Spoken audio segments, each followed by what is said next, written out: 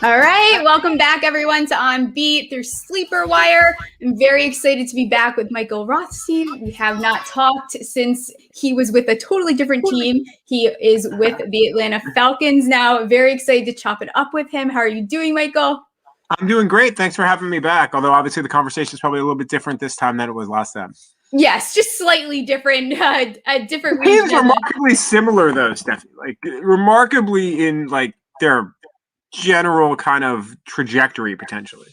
That's actually super interesting. So we'll dive right into it. Talking about the draft, talking about Atlanta's draft. I think they did great. I think they had an overall good draft. What were like some likes, some dislikes as far as their draft went?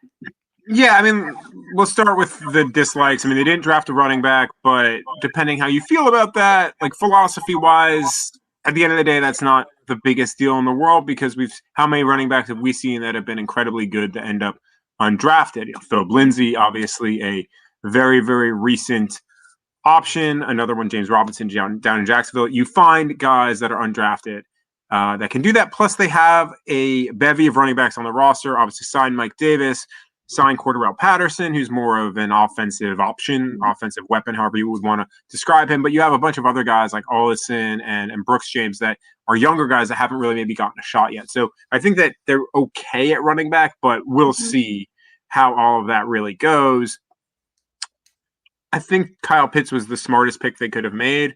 My whole philosophy was you don't take a quarterback if you think that Matt Ryan's playing for you in 2022, because then the whole point of taking a quarterback is you get the rookie contract and you can build around the rookie contract with the quarterback.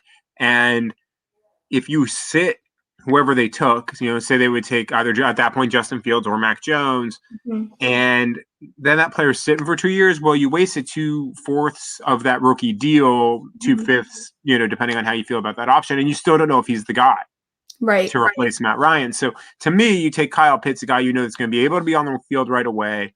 A big theme of their draft was versatility, and he can play outside, he can play in the slot, he can play in line. And I think that was a really smart pick. And that was the thing throughout the majority of their draft was versatility. Jalen Mayfield, their third-round pick, can play tackle or guard. Drew Dahlman can play guard or center. Richie Grant can play either safety spot or maybe even corner. Same with Darren Hall, the fourth-round pick. Avery Williams, their corner who they took in the sixth round at Boise State, he could be defender at corner, maybe even safety. He's a return man. Arthur Smith even said maybe offense for him. Like there's just multiple guys that Taquan Graham, who they took on the defensive line in the sixth round.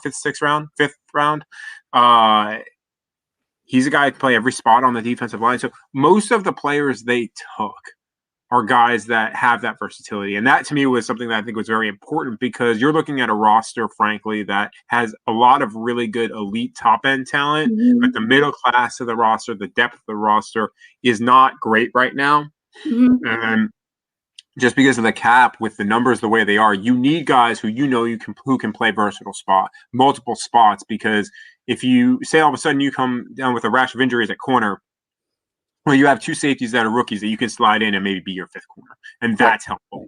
Yeah, and that's something that even I saw with my home team, the New York Giants, is I saw a lot of these players, the consistency there was these guys can play on special teams, they can play outside, they can play more than one position. And I think for a team that's I don't want to say completely in a rebuild, but I think in this, they finished 4-12, the Falcons last year. I think, they're not 11, yeah. Yeah. So there's still some improvement that needs to be made. I think that, I think Matt Ryan, you look at his stats, I was looking at them before we jumped on here, and, I think there's a reason to still be confident in him. He's pretty consistent. You know what you're going to get with Matt Ryan. And I do think that if they believe that he can still play, there was no reason to pass up on someone like Kyle Pitts, who is very NFL ready. And realistically, can play wide receiver. Basically, it's like what he plays. He's essentially this like tight end wide receiver combo. So I think that was a good move for them. Yeah, don't tell Kyle Pitts that, by the way. He is very adamant he's a tight end. But that's the thing, is you can move him a bunch of different spots. They did that at Florida. They even did that way back for him at high school, Archbishop Wood. in Philadelphia. So that's a role or roles that he's very comfortable in, and I think he'll fit well in Arthur Smith's offense. The thing with Matt Ryan, and I forget whether I was on before the Matthew Stafford trade or after the Matthew Stafford trade, but I feel like we talked about this where like Matthew Stafford is very underappreciated in Detroit. And I'm getting to a point here that fits with Matt Ryan in that, but then you go and ask a fan, you ask somebody in the league, you ask, whoever it may be, well, would you rather have Matthew Stafford or quarterback X? And more than half the time, they're still saying Matthew Stafford. Well, I still think you can have that same conversation with Matt Ryan is, would you rather have Matt Ryan or X? Now, Matt Ryan is not a mobile quarterback. We all know that. But he's accurate. He's consistent. He very rarely gets hurt. And you know what you're getting out of him. Yes, does he make a couple of really bad interceptions a year? Yes. He does. There are a couple where you're like, why did you throw that?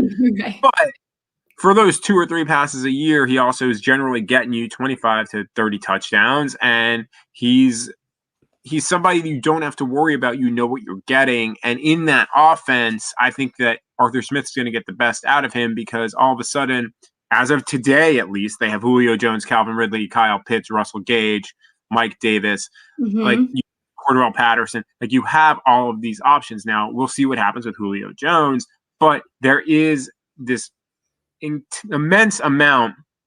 Didn't even mention Hayden Hurst. Immense amount of pass catching talent, of skill position talent. That it should be really easy for Matt Ryan to just be a distributor if Arthur Smith runs the offense that we all think he's going to. And that, I think, could lead to a really good season for Matt Ryan. And then at that point, if he has a good 2021 season, unless Matt Ryan wants to move on, why would you move on from him for 2022? Right. If it's not broke, don't fix it kind of thing. That's like the only phrase that's popping right into my head is it's working. And I think also there's something in him being this veteran in this leadership role. And then when you bring on younger guys, it's nice to not have a change. Matt Ryan's been there. He's been consistent. He's not someone that you necessarily need to move on at that moment, like a team that, like Big Ben probably should have been considering leaving a little bit sooner than I would ever consider Matt Ryan, in my opinion. I think he's a very functional quarterback and you know exactly what you're getting with him. But, well, you did mention Julio Jones. What do we think is happening there? Honestly, I don't know. I'm a big believer of where there's smoke, there's definitely something going on, and there's a lot of smoke going on around it. And it's confirmed smoke, too, in that Terry Fontenot said, yeah, they're going to listen to offers for any player. Now, any GM is going to always say that more than likely, right? But the reality is they're not going to listen to an offer for Matt Ryan. They're not going to listen to an offer for Calvin Ridley. They're not going to listen to an offer for Jake Matthews. They're not going to listen to an offer for Deion Jones. They're not going to listen to an offer for guys that they have just restructured because you did that. Like you're doing this. Like if you're cap healthy, you're not trading Julio Jones. Like this is a complete, hey, they have to figure out a way to manage this cap and get out from the cap disaster that Thomas Dimitroff left them in. And Julio Jones getting rid of him might be that solution. It's not a move that I sense anybody wants to make, but it's a move that if the right offer came up, I think they would. It would not shock me if Julio Jones is on the roster week 1. It would not shock me if Julio Jones is not on the roster week 1. And I say that because I think if the right offer comes up, yeah, they would make the move. If the right offer doesn't come, and I think we saw that with Terry Fontenot in the draft, like he's not going to do something just to do something. He knows what he wants, and if he doesn't get that, there are other ways to get around the cap situation besides dealing Julio Jones. There may not be things that they want to do necessarily, restructuring Julio Jones, maybe restructuring Grady Jarrett. Like there are a couple of other options, but I think that they're leaving all of their options open, and that's what I took that as. Now, we'll see what happens in the next couple of weeks because, June 1st is kind of that day where they can make that move, and right now they don't have enough money to sign their rookie class. Wow. So they have to do something because they have to get those guys under contract. Now, listen, those contracts are slotted. Those contracts, very rarely is there much wiggle room as far as negotiating. Like you kind of know what you're getting, especially, other than maybe a Kyle Pitts or, a Richie Grant, maybe even a Jalen Mayfield, or maybe you can negotiate in some bonuses here and there. Like it's pretty straightforward. So they just need the money to do that. And I think that's kind of where things are sitting and where they're waiting on it. And we'll find out, I think, really soon enough what that's going to look like for the Falcons, because it doesn't make sense to move him before June 1st. Now, they could agree to something before June 1st, but it doesn't make something, it would make no sense for them to do something before June 1st officially with Julio Jones. Now, is Julio Jones still on this roster in training camp? We'll see. I honestly, I don't have a good feel for that one way or the other. Yeah. And I think also, as much as Julio Jones is the player that we all love, and he's fantastic football player, I don't think it kills their depth as much as some people are making it out to be. I think that there's still weapons there. They even added someone, I think it was their last round pick, Frank Darby from Arizona State, who I think has a lot of potential. So I think that as much as it would be painful to see Julio Jones move on from the Falcons organization, I think also you're not killing the depth entirely there. You still have options, whereas some teams don't have that depth option. Right, and that's the thing, and I think that's an area where you can look at it and say, well, okay, if the Falcons were to move on, were to trade Julio Jones, you still have a number one receiver, because Calvin Ridley is a number one, like he is. Like, you just had the luxury of having 2 ones. You have Kyle Pitts, who, as we talked about before, could play on the outside some if you need him to, but he's definitely a pass catcher. You have Russell Gage. I am very high on Russell Gage. I think he can play. I think he's going to be really good. You have Zacchaeus, who didn't really play all that much last year, but has a lot of talent. And as you mentioned, they drafted Frank Darby. Frank Darby's a really good deep ball threat. Obviously, nowhere in the caliber of Julio Jones, but that's another guy. And if he's your 4th or 5th receiver, that's okay. Plus, they have other guys on their roster too. And as we have seen in this league, I know you're a Giants person. Like, you've seen it with the Giants. Guys that you don't know, that you have never heard of, guys like David Tyree, like, come out of nowhere and can make plays. And that's the thing with receiver in the NFL, especially I think even more so now with how the game is changing in college, that having a 1 is important, but they still have that with Calvin Ridley. So it's an area where if you choose to move on from Julio Jones, yes, he's the best receiver, arguably the best receiver in franchise history. Some people might argue Roddy White, but he's one of the best players in franchise history. He's a future Hall of Famer. He's somebody who's, to my understanding, I'm not even in Atlanta yet, but physically, but is beloved in Atlanta. Like, you're moving on from a franchise icon, and that's hard. But every franchise moves on from franchise icons at some point. The Giants move on from Eli Manning. The Lions trade Matthew Stafford. The Lions see Calvin Johnson retire. Yeah, I mean, and the list goes on with every team ever. I mean, the Packers, Brett Favre, and we'll see what happens with Aaron Rodgers, and every team at some point runs into this situation. The Panthers with Cam Newton last year, like that, and it just happens, and it's never fun for a fan base. It's never an easy situation. I wrote a story earlier this year about quarterback team divorce, and how you can maybe see it coming, but what that's really like, because you're often the cornerstone. Well, a guy like Julio is similar to that, because he has been around for so long and is like face of the franchise type player. And it's hard. It's hard on everybody involved. It's not like an easy thing for teams to do. Now, granted, the Falcons have a whole bunch of new people in the building, so there's maybe not that level of attachment, but Arthur Blank is still there. So that, Rich McKay is still there. So it's not something that like anybody loves doing. It's from a human perspective, it's hard, but at some point you're going to move on from all of these players anyway. And it's just a question of when that comes and how that happens. Because you think of how many great players in the NFL finish their career in another uniform besides the one they're wearing. Tom Brady, Peyton Manning included. Yeah, absolutely. Definitely. I think it happens, and it's obviously hard for the fan base, but you have to look at it like big picture, look down the road instead of looking at next year. Like, are you making the best decision for the next 5 years versus like tomorrow? Are we winning like the season opener sort of thing? But we'll stay on let's go right to the NFC South, look at a big picture of that entire, what do you think is going to happen over there? How are the Saints looking, the Bucs looking, the Panthers looking? Because there's a lot of movement, other than the Bucs, a lot of like kind of up in the air. What's happening? Well, it's interesting, right? Because the Bucs decided to go with the like just going to keep everybody mentality.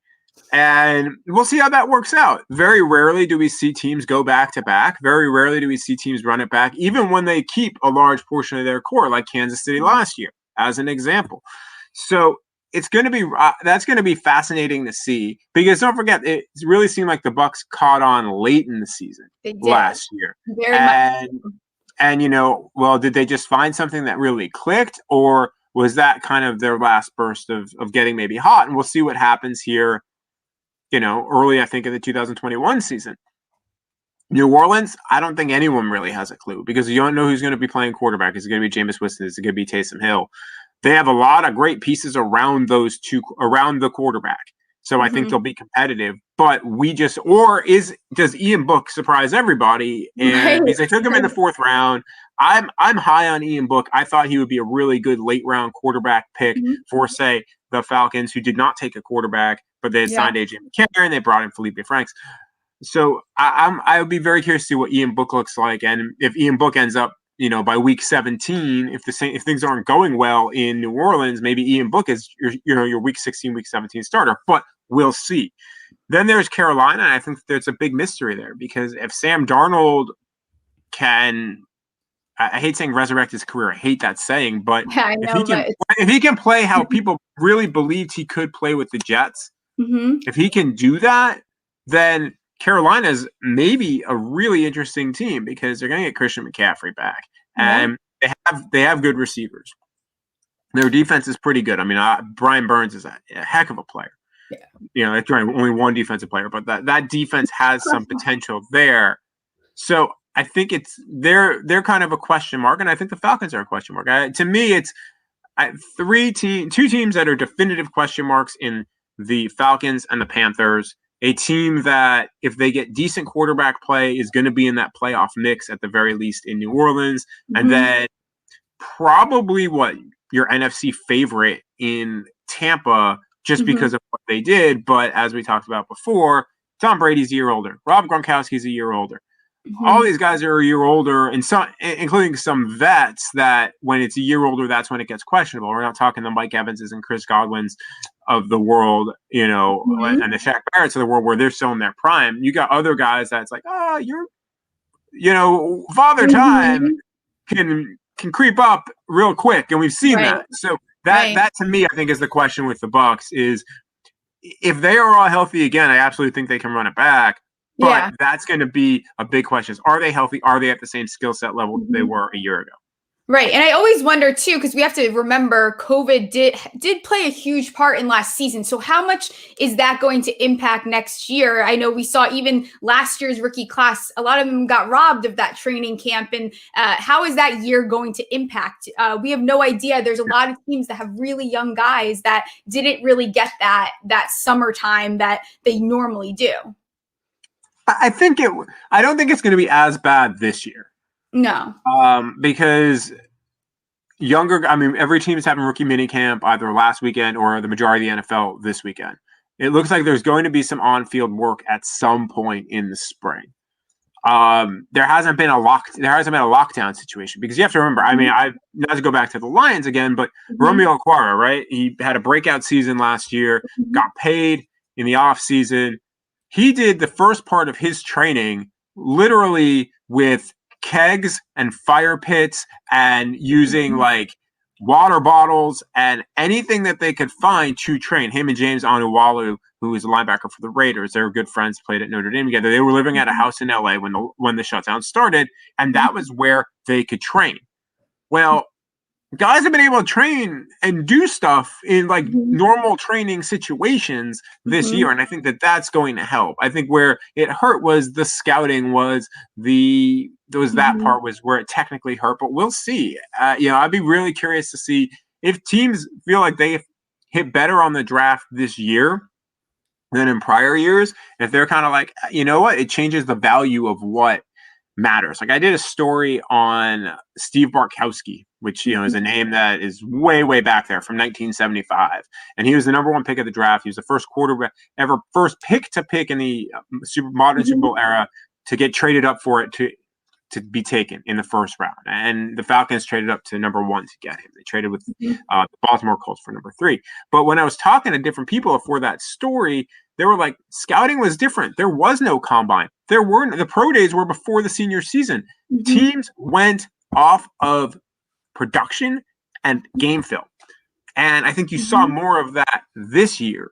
And generally you had good teams found picks that were good and guys played, and the hit rate was just as good, if not better maybe, than what we see now, where some guys get overvalued because of the combine. Some guys get overvalued because they ran well at a pro day. Some guys get overvalued because there's months of time, because this draft, by the way, was in like late January. It was like 2 weeks after the season. Like, people like us had a real offseason. It was great. I mean, I was not born at this time, but I'm assuming it was great. But you look at it and you're just like, well, like maybe sometimes there's too much time with play. I mean, think of the Trey Lance, Mac Jones conversation, how long that went on. And that was a long tangential answer for, I think that's where things will be different. And I'll be curious to see. I don't think it's going to affect on-field play this year, because I think you're going to have more of the full or fuller complement of stuff. And sure, vets maybe not showing up to the facility for voluntary workouts, but they're voluntary for a reason. I've always felt like that was okay if guys didn't show up. And, as long as you get your stuff done, that's really all that matters. Right, definitely. And I agree with you. I think you could see from the draft picks, and that's why I think a lot of people, there was some head scratchers, is because it was really scout based. You could tell there was a couple teams where they had their guys that they scouted and they were just crossing out names as they got taken, and then they were going with the guy that was available next. And like the New York Giants is one, I always go back to them, but it's what I know so close to me is, Kadarius Toney was like very confusing for everyone why he was taken at that spot. But I think it's because it was very scouting based this year. And I think you saw that with the way that they drafted. So I will be interested to see how this plays out now that we weren't basing everything off of these combine numbers the way that has sometimes swayed people in the past. Another one I think of is Wilson. After his pro day, I felt like everyone was very high on him after that. Like, you didn't hear as much chatter about him until you saw him slinging it down the field in a pro day. There was no one protected. He was just free. No one was coming at him. So I think that it's interesting how the pro day did change things. And you saw that even like on social media, on Twitter, you saw the way people's opinions shifted. Yeah, absolutely. But, and that's part of it too. I think that so much of this is covered more publicly now that there's sometimes more of those questions. I mean, think about it. 20 years ago, how many people did mock drafts? Right. Now if you don't do a mock draft, you're in a very large minority. So it's such a different deal now. There's so much run up. Obviously, social media, you can watch every pro day. Pro days are televised now. Like that wasn't in the past. The combine is televised now. That wasn't in the past. So like all of these things, or as much in the past, I should say. Like a lot of these things are just so different than what they were. I mean, my first combine I went to was in 2000. I was covering Notre Dame, and it was like 2005, 2006, 2006, I think, or 2007. And it wasn't anything like it is now. Like literally, you could grab a guy walking down the hall and talk to him like on the record, and like press conferences were very few and far between. It was like much like there was like 100 people that covered it. Now there's like before, obviously no combine this year, over 1,000. So the whole process of the scouting process has changed. And that to me has always been interesting. And, we've seen so many quote unquote workout warriors and what happens. And you always wonder, well, if they weren't over scouted like that, you just went off a film, what would happen? Right. Absolutely. It's definitely at least, but who knows? Yeah. Absolutely. And I'll lean the direction back towards the Falcons because I do tend to go off topic here. But just, kind of starting to wrap up here. Looking at next year, what do you think the biggest challenge that this team will have moving into the new season? What is the one thing that probably will be the thorn in their side? Playing defense. That will, Stephie, that's it. Is playing defense. I mean, because they just have questions at every level. You have some high-end elite talent at defensive tackle with Grady Jarrett, maybe at defensive end, outside linebacker with Dante Fowler. depending which Dante Fowler you get. Linebacker, you got Deion Jones and Foye Okunle. And Foye is really good, and Deion Jones obviously really good. Corner, you have some questions, but AJ Terrell showed flashes as a rookie last year. Mm-hmm. And then at safety, you have two veterans.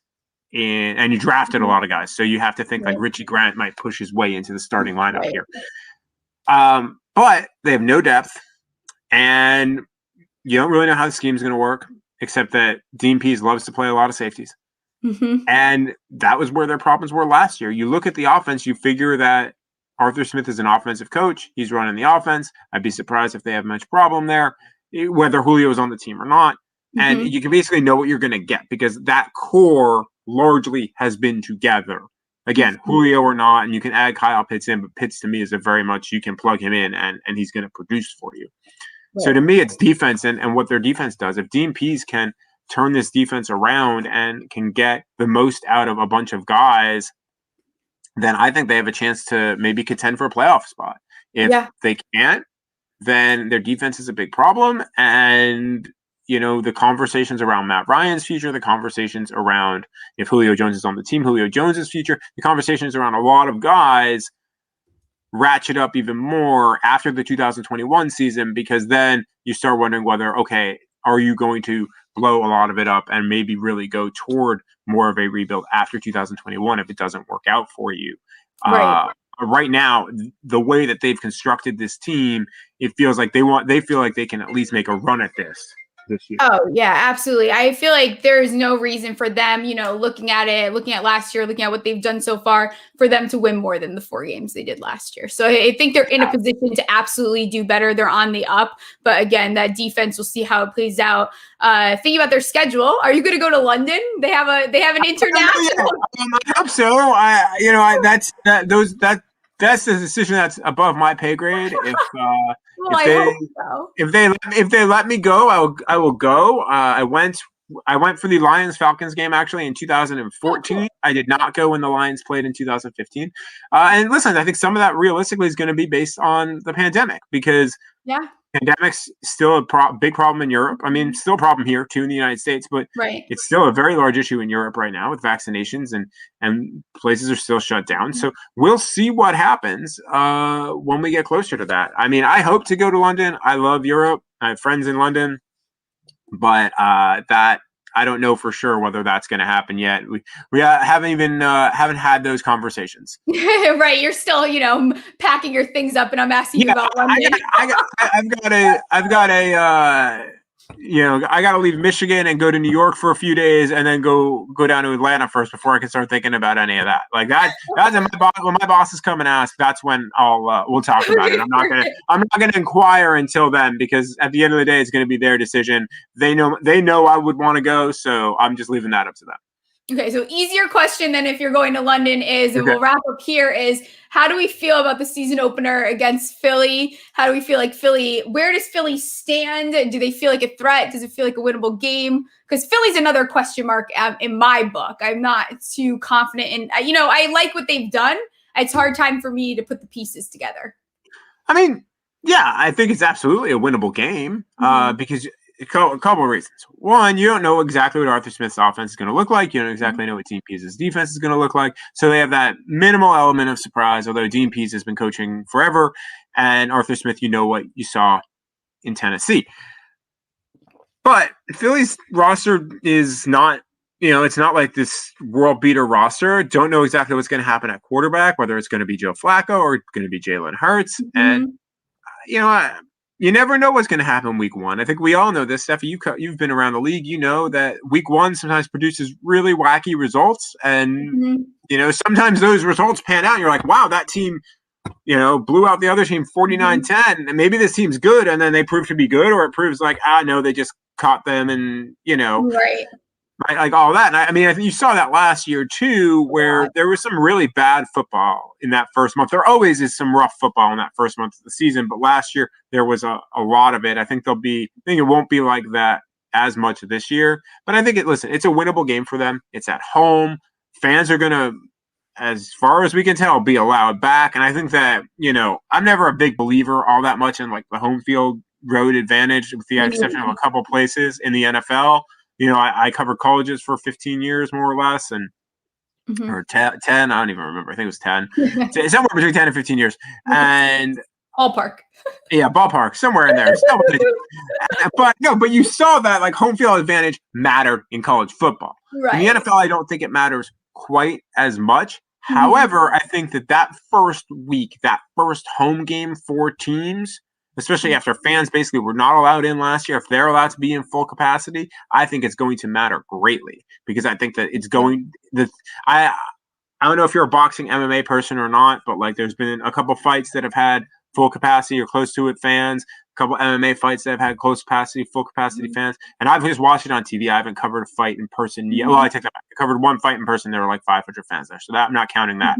But like see the full capacity stuff on television now, and you can sense the difference.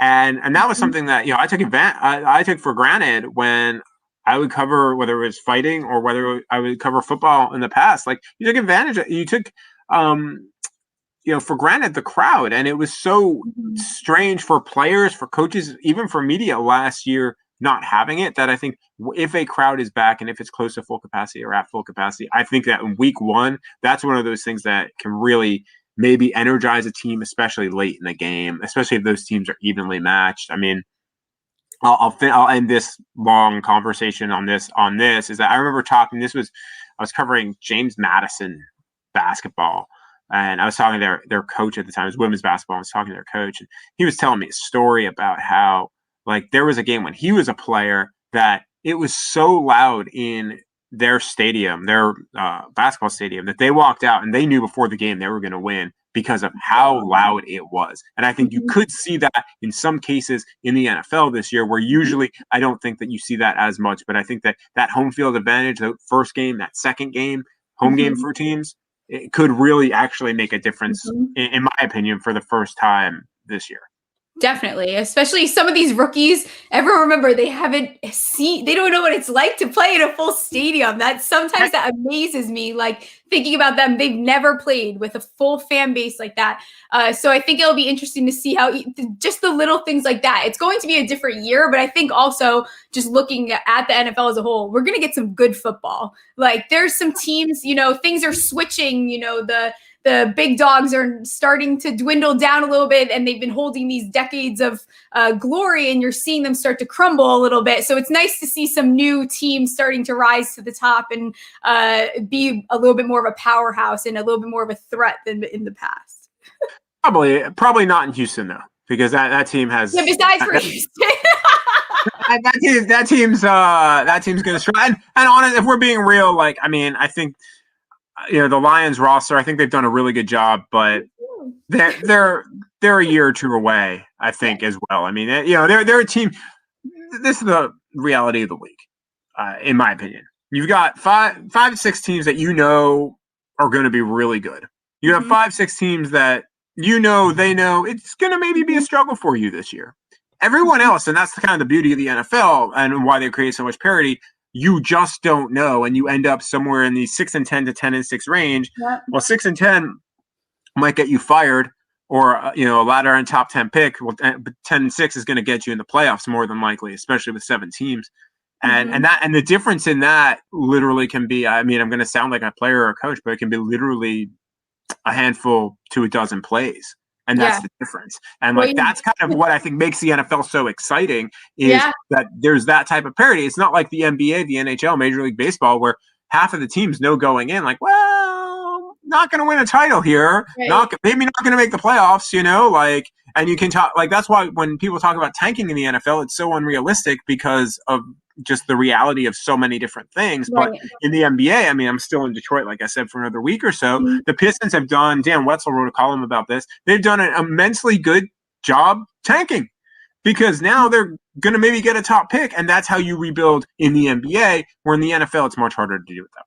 Definitely. And you don't have to even tell me, because obviously as someone that has Evan Ingram on her home team, she knows the difference in, a bunch of passes being dropped and losing 35 points. That's about 2 games there that my friend lost for us. So that's the difference between 6 games and 8 games. So it happens. You don't know. There's so much there's so much variability that could happen. So nothing is set in stone except for, like you said, those top teams and those not so top teams. We're now 2 for 2 on my appearances where you say something about Evan Ingram. Oh, crap. I can't do it. I wanted to do the redemption. And I think that's a note for me to start signing off. But I have a hard time not. And I want him to do well. And I think he will, because the targets will be down and he'll have a wide receiver one. Historically, he does play better that way. So I'm hopeful. The person I'm not hopeful about is Jason Garrett. But on that note, because I will talk all day, why don't you let everyone know where they can find you, what's coming up? I know you have the move. So just plug whatever. Yeah, I'm at Mike Rothstein on Twitter, on Instagram, on Clubhouse. I think I'm still using that. On Facebook, I'm at Michael Rothstein Journalist, and you just reach out to me there. I usually try to be pretty interactive with fans and stuff like that, and more than happy to chat and answer whatever questions you might have.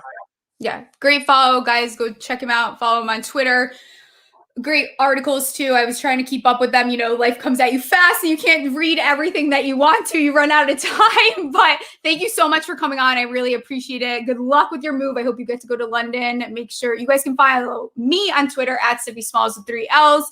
You can follow at OnBeat19. It's been a while. I'm a little rusty here for more shows, and at Sleeper Wire. And we will catch you guys next time. Thank you so much, Michael.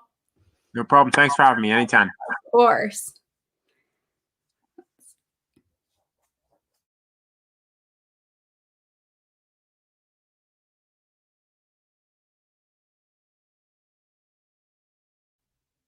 We're all, yeah.